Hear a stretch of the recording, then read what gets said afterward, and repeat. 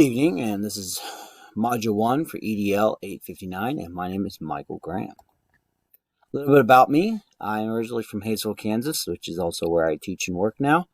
I am currently a 7th grade social studies teacher at Hayesville Middle School and the head soccer coach at our sister school, Hayesville West Middle School. Graduated with a bachelor's degree from Bethel in history and earned a second bachelor's degree in education from WSU. My hobbies pretty much rely around soccer and Star Wars. Pictures here from this past weekend with my friends down playing in our over 35 tournament for Socktoberfest, in which we took second. I'm married, father of 3 human children and 8 fur children. My wife Tasha, pictured there on my left. I did have a blue and red mullet in that picture. My children behind me, Emma, Luke, and Chase. I have my dogs, Pele, Philo, Bella, and Chewbacca. And cats, Karma, Cookie, Oreo, Eden, Squirrely Dan, and Dairy. Bella and Chewy are both St. Bernards, so they are quite large. Our poor little Pele girl is a Chorky, so very small. So getting into the article summaries. Articles 1 and 2 really kind of touched on a lot of the same things, most of which kind of is centered around these non-academic skills, or like what I like to call soft skills, as the second article points out. Most of these soft skills rely on critical thinking, problem solving, teamwork skills, some of those things that we work on in my building during our what we call hawk time or study hall. Those things that help students be successful in the real world, getting along with people they may not like, how to talk to people, how to perform in a job interview, and basically teaching kids the skills they need to be successful in the workplace, not just in the classroom. Articles 3 and 4 talked about the importance of curriculum to teaching and how non-academic skills can be a key to success in those areas. And a lot of them all kind of centered in this idea of the cluster that is the non-academic skills vernacular for the second article, Article 4. And the fact that there's at least 7 major overlapping terms in play and new ones being invented every day. So it's very hard to kind of keep up. That's why I will be referring to them pretty much as soft skills, because that's how I was trained to deal with them. And that kind of just works and makes sense for me. Curriculum needed for these, of course, is a roadmap for all of our students to be successful, whether it be they go into the business world. A lot of school kids in my district go into the automotive world, into the military, into education. We know we all definitely need those soft skills, and it makes us more reasonable and well-rounded, and that's what we want from our students as well. Articles 5. Well, we won't talk about 6 because 6 was not able to be opened, and I know several of other students in this classroom had that issue. But number 5, of course, talks about the necessity, and I like this one, about the need to establish soft skills, but do those first so you can build on students knowing how to act and how to treat one another and how to have those interactions with people and how that can actually increase their learning outside.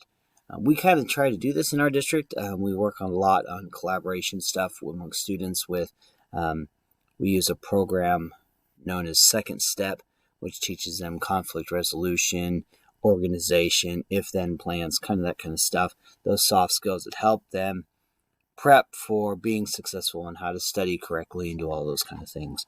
That's kind of where this is based in. And I really also like this article because it touched on trauma-based education, which during my time period at the alternative high school here in Hayesville, I spent a lot of time dealing with trauma-based students in education and dealing with how to get through their triggers and how to get through their trauma base to make sure that they could grasp and learn as much as possible.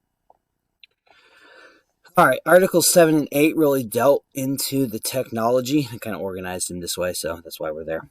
The article focuses really on digital access for the first one in terms of rural community in Texas.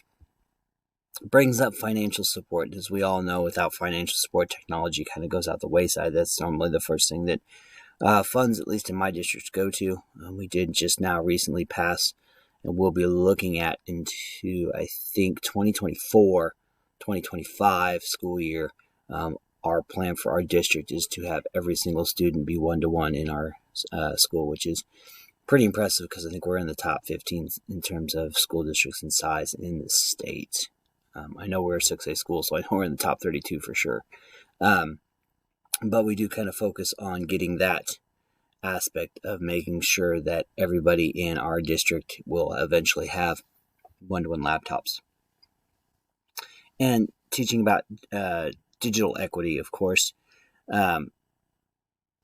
Digital equity is kind of one of those hard concepts sometimes to grasp.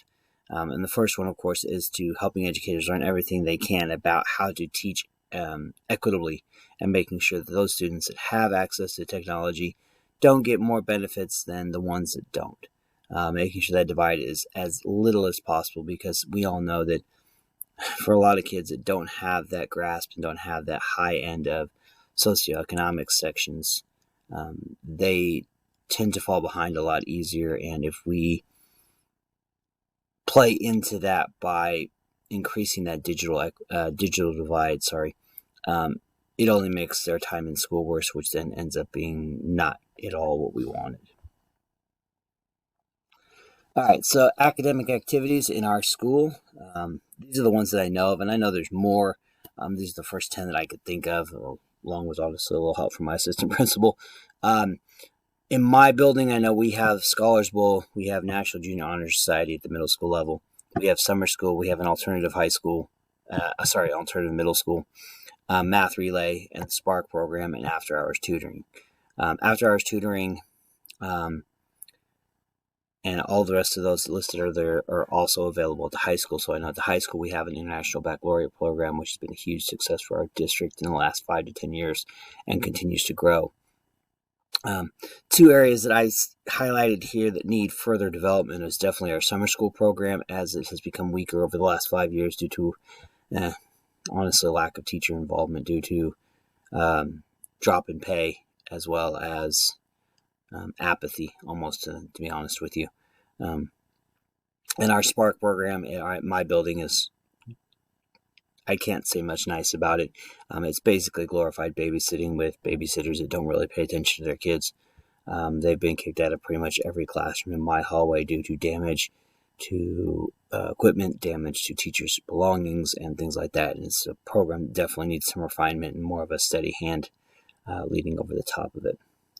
And potential new activities. We've really desperately been crying out for the last year or so in my building for an online safety class for middle schoolers to kind of teach them the ins and outs of where to go, where not to go, what to look out for, as we do step into that digital world nowadays. And middle schools are getting more and more subjugated to the bombardment of social media like TikTok, Facebook, Instagram, Twitter, this Be Real program that's brand new.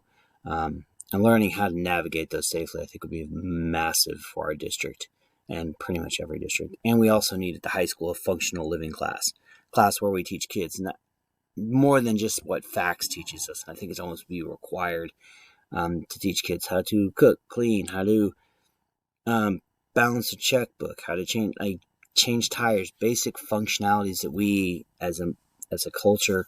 Me growing up, I was taught in my home that, to be honest, in my district, being as we are a very low SES district at times, a lot of children in my building, in my district, just don't know basic functionalities of living on their own when they get out. So follow-up questions. Administration support for academic subjects is top-notch in our district. We value our education and our academics over pretty much everything. If it's an academic pursuit, I have not really heard of many academic side supports that have not been given full funding and have been given pretty much the green light by all administration. And of course, talked a little bit about the Spark program in my building that could use some attention, but I think all of them are essential to the function of the school. I already kind of delved into the Spark issue. There's some more, so I won't rattle on because we're running low on time. Most of all, stakeholders in the building and community fully support all of the academic programs listed, but to varying degrees. And most of that just comes with personal taste and what their, especially for community stakeholder members, what their family or what their kids are involved in. And I would say that a few on this list increase equitable, and that's kind of the bad part about Spark, because it does have some very good ability to increase that high access to digital resources of high quality nature. International Baccalaureate program, of course, summer school, and our alternative programs all help students get increased access to those things, because our alternative program is pretty much all online digital resources and things like that. Non-academic activities, of course, athletics. We have Link Crew and Web Crew, which is basically a welcome to the new school for sixth graders and freshmen at the high school and middle school level, respectively. Yearbook, coffee shop. We have our own coffee shop. We also have our own bank, and I did forget to put that in there, inside our school. Campus Cruisers Car Club, school news programs at both middle school and high schools. Our shirt printing company. We have a company that prints all of our shirts for all of our athletic events, all of our booster clubs, all of that fun stuff. And it's all run by a student-ran group. Gear Up and Avid, Marching Band, Pep Band, and the Campus Crazies, which is a student-led fan group. Student-led fan group does get a little out of hand. That's why I think they need a little improvement, a little more guidance. And our school news programs, especially at the middle school levels, are tragically bad, to be honest with you, and could definitely use some touch-ups. I think summer athletic camps are definitely needed in our building because our athletic programs have struggled, and I think this would be a great way to increase the performance and community involvement. And a school carnival. At my old school district, I used to work at a school carnival at the end of the year. It's a great way to connect the community and the staff and everybody around. Administration support, of course, for non-academic activities also varies upon administration and building. To be honest with you, our athletic department and our ADs up at the high school are awful. I can't stand many of them. But at where I coach at Hazel West, and our new AD at Hazel HMS are both top-notch and phenomenal with their support towards extracurricular activities, as well as all those others listed. I think they are extremely important to the function of the school, and they add rich variety to all of the success of our students. As administrator, we'll try to put more effort into raising all of this up in our district, but to be honest with you, I want to be an athletic director, so I know my interest would probably be geared towards the more athletic side of these things, and I would struggle and would have to make a conscious effort to improve the rest of them. Principal supports our athletics already this year. He's brand new principal to the building, so he does have some stepping stones to get through, and he's learning on the job as he goes. He's doing a phenomenal job to this point. And I know that our old school where he worked at, because he used to work with me at the alternative high school, he did a phenomenal job supporting all things academic and non-academic. I think our Avid and Gear Up programs are really the only non-academic programs that help decrease that divide in terms of digital equity. And personally, I'm really only familiar with athletic endeavors because, like I said, that's my wheelhouse, and I tend not to stretch myself too far out of that, which is something I do struggle with from time to time. And relevancy of sport. Relevancy, and personal reflection. I'll try to make these brief. I think this added depth to my knowledge. I kind of had a little bit of knowledge on this as I'm almost done. This is my next to last course before I finish with my practicum. And I think a building and a district are in large part successful based on their leadership. The assignment was very relevant to my learning because of this course, as well as my current role in building site council head, as well as community liaison. I think technology, when used properly, can increase the learning of the students, and if not, it becomes a distraction. Currently, my curriculum in my classroom is very tech-driven, as I use exclusively Google Classroom, with most of my entire district doing it as well. And currently, my classroom supports academic learning, but not much non-academic outside of just regular sports talk with athletes. Personal reflection upon getting my first administration post, I would like to set out by evaluating my school's technology's gaps and strengths, and I would work on designing a plan to make sure that equity is amongst all of those I serve to the best of my ability. And the truth is that as hard as the technology is changing monthly, it will be different today than when I get my first job, but I will try to make sure that that is met and we get the funds where they need to be. Lastly, there's my bibliography. Thank you for listening, and I hope you all have a great time, and I look forward to hearing all of your guys' presentations. Have a great night.